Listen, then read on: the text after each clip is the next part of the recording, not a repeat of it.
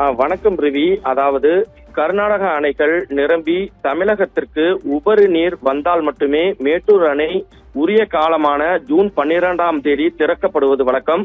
மேட்டூர் அணை 1934ஆம் ஆண்டில் கட்டி முடிக்கப்பட்ட காலத்திலிருந்து 62 ஆண்டுகள் காலம் தாழ்த்தி திறக்கப்பட்டதால் ஒருபோக சாகுபடியே மேற்கொள்ளப்பட்டது. இந்த நிலையில் மேட்டூர் அணைக்கு உபரி நீர் வரத்து காரணமாக 2020ஆம் ஆண்டு முதல் இடையில் 2024ஆம் ஆண்டை தவிர 5 ஆண்டுகளில் டெல்டா பாசனத்திற்கு உரிய காலத்தில் அணை திறக்கப்பட்டது.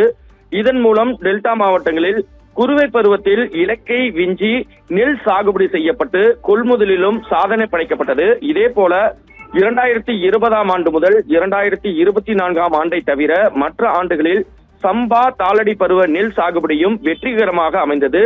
கடந்த 2025ஆம் ஆண்டில் இதே காலகட்டத்தில் மேட்டூர் அணையில் நீர்மட்டம் 114.19 அடியாகவும் நீர் இருப்பு 85.58 டிஎம்சி ஆகவும் இருந்தது. ஆனால் தற்போது மேட்டூர் அணையில் நீர்மட்டம் 79.56 அடியாகவும் நீர் இருப்பு 41.52 டிஎம்சி ஆகவும் இருக்கிறது.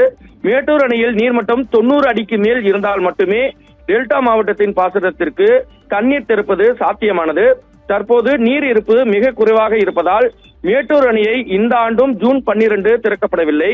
எனவே இந்த ஆண்டு டெல்டா மாவட்டங்களில் ஆழ்குழாய் வசதியுள்ள விவசாயிகளால் மட்டுமே குறுவை சாகுபடி செய்ய முடியும் என்ற நிலைக்கு தள்ளப்பட்டுள்ளது. இதனால் டெல்டா மாவட்டங்களில் கடந்த ஆண்டு 6.31 லட்சம் ஏக்கரில் குறுவை சாகுபடி செய்யப்பட்ட நிலையில் நிகழாண்டு இலக்கம் குறைக்கப்பட்டுள்ளது.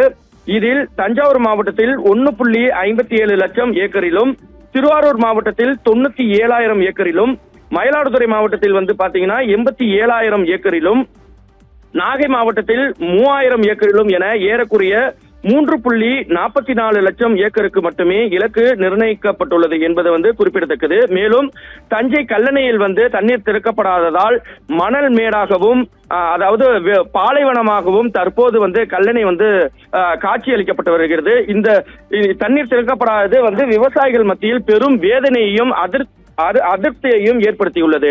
ரிவி.